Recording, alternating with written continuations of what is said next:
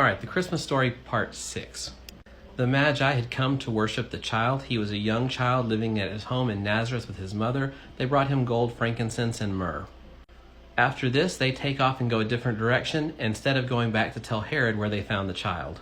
Then Joseph receives another dream where he's visited by an angel, and the angel tells him to take the child and go and flee.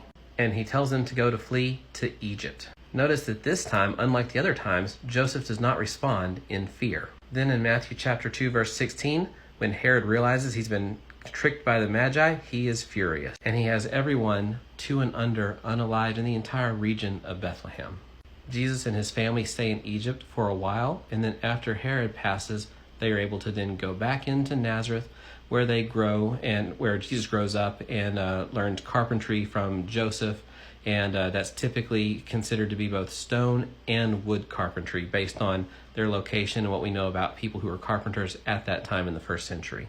And that more or less concludes the Christmas story as it's found in Scripture. So, brief summary.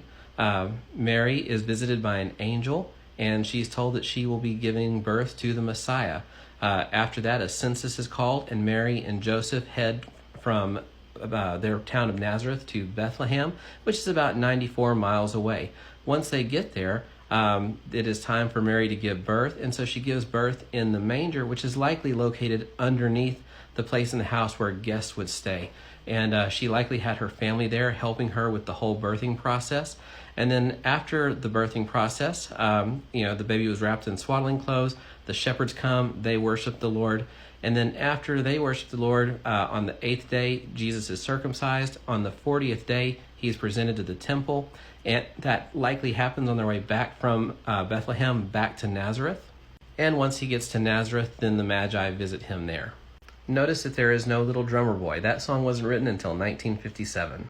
And in the next set of videos, I plan to do a little bit on the history of other Christmas traditions that we have, but the next one's going to be specifically on the history of how we came to celebrate Christmas on December 25th and what that means.